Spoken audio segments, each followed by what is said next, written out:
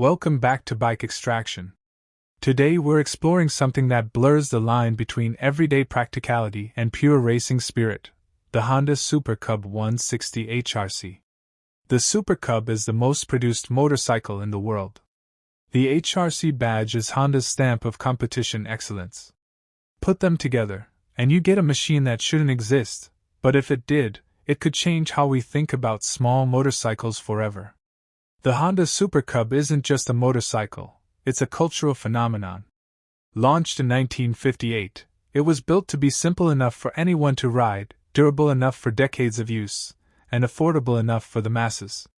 Its step-through design, automatic clutch, and frugal fuel economy made it accessible in a way no motorcycle had ever been.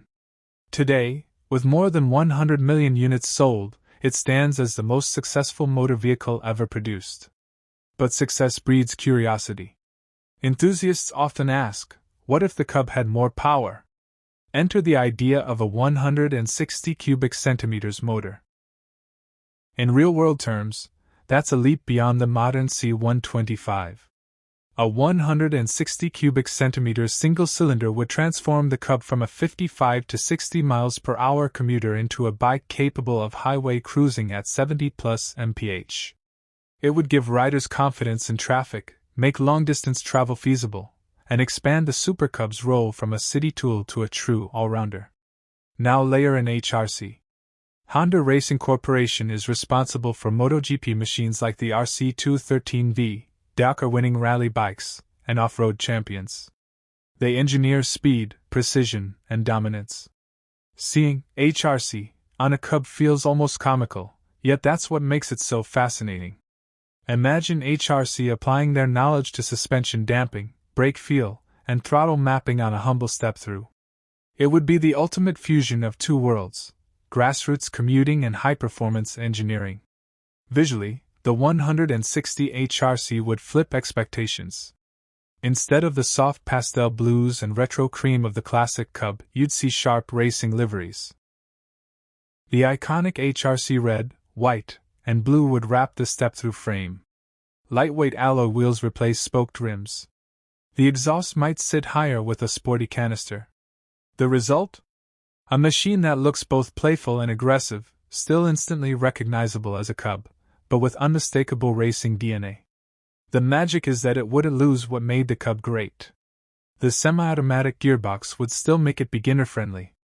The low weight, likely around 110 kilograms, means maneuverability in tight city streets stays intact.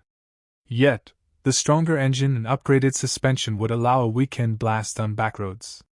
It's utility and fun in equal measure, an everyday commuter that doubles as a weekend toy. Riding a Super Cub 160 HRC would be surreal. Imagine rolling through city traffic on a step-through that looks like a MotoGP pit toy. Heads would turn. Veterans who grew up with the Cub would smile at its familiar shape, while younger riders would see something fresh and rebellious. It's a bike that doesn't shout with displacement, but whispers with character. That's where its charm lies. If Honda actually produced this bike, it would probably land in the $4,500 to $5,000 USD range, above the Super Cub C125 but still cheaper than Honda's Rebel 300 or CB300R. That's competitive pricing for a machine with both heritage and performance appeal.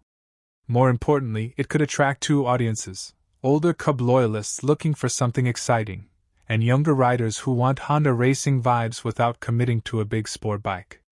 The Honda Super Cub 160 HRC may only be a dream right now, but it represents something bigger: the idea that motorcycles don't have to fit into rigid categories. A commuter can have racing flair. A legend can evolve without losing its soul. And even the most ordinary bike in history can be reimagined into something extraordinary. That's the beauty of motorcycling. It's not just about where you ride, but how a machine makes you feel.